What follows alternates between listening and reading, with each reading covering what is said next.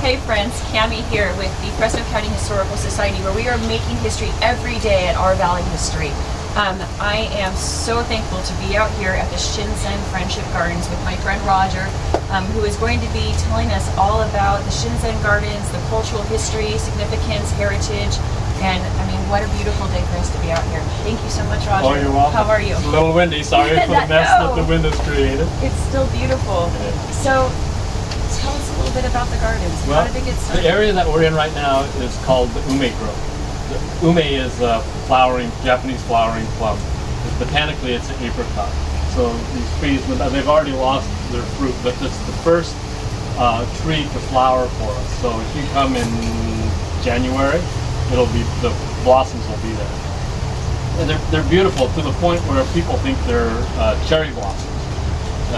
They're the earliest bloomer that we have. And then they come in April, then we have the cherry blossoms starting.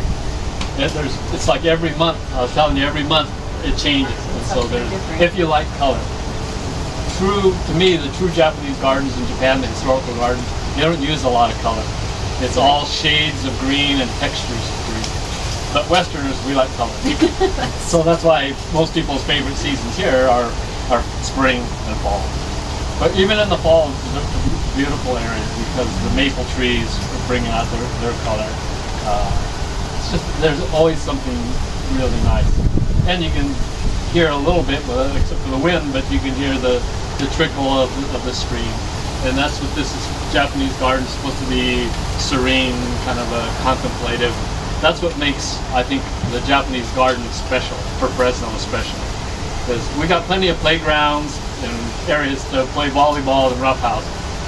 But this garden, it changes people. As soon as you come in the entrance, most people with Japanese gardens, and probably gardens in general, there's a calming effect. And boy, of all the times that society needs it, it's probably now. I agree. So we see people, it makes me feel the best is when I see someone sitting on the bench, even by themselves, just sitting there, looking out or reading or something like that. If I don't think they're going to be bothered, I'll say, you're using the garden for what it was designed for. So historically speaking, you were talking about Japanese gardens. What was the inspiration for this garden being built here in Fresno? Well, the whole, maybe too much detail, but Ralph Woodward in 1961, he bequeathed $1.6 million to the city of Fresno to establish a regional park that would contain a bird sanctuary. He was really into bird welfare. So he wanted to establish another stopover on the Pacific climate. Unfortunately, the Canada geese didn't listen to the stopover idea. So did you notice how many were there? There's just a few. Just a few. But that was his intent. And so the city ended up, after a lot of bureaucratic fighting, they ended up selecting this site. And the Woodward Park now is about 300 acres. And one of the councilmen at the time said, hey, why don't we establish a Japanese garden? Because they had what was termed then an Oriental garden in Rhodey Park. And it was not being maintained, it had gone into disrepair. There were even some rumors that there were kind of anti-Japanese feelings because of the war. And so that had just gone into disrepair. So that's how this all kind of came about. Yeah, it's amazing. It's interesting because the designers of the garden laid out the basic plan, but the city of Fresno did most of the construction. Fortunately, they had some people that were fairly knowledgeable, so that's how we got the topography, the hills, because Japan is, 80% mountains, so we try to get that feeling in our Japanese garden. It's a stroll garden. Okay, so when you say stroll garden, that's pretty much strolling past? Walk around. Shall we go stroll? Go to the garden, absolutely. So, as far as the name, the Shinzen Friendship Gardens, how did that develop? Shinzen it's not a proprietary name. Shinzen means friendship.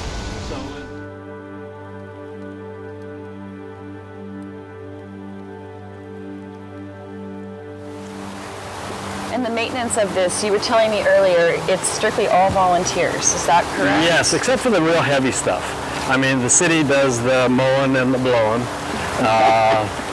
but we would prefer that the pruning is left up to the volunteers, because a lot of us have kind of studied and we know that there's an art to aesthetic pruning, as opposed to, let's just chop this off, chop this off, chop this off. And so we're constantly guarding against that, because it doesn't give you that real look of a Japanese garden if you're doing horticultural landscaping kind of pruning.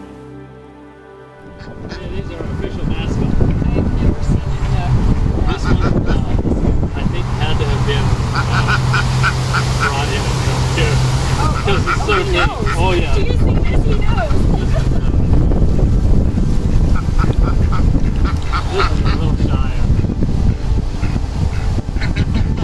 Oh, I just had a tour a week ago, and the lady had brought her 2 grandchildren.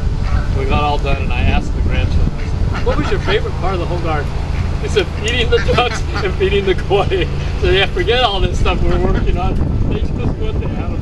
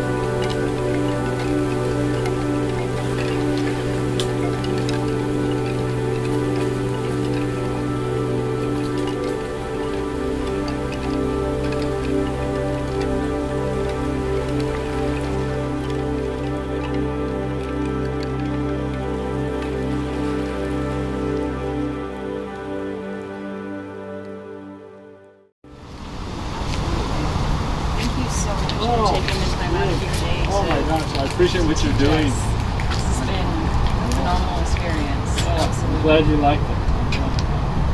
Like I said, it's all on the backs of all these dedicated volunteers, not me. I just was glad that Jay got started doing this kind of stuff. He created the monster. That's right.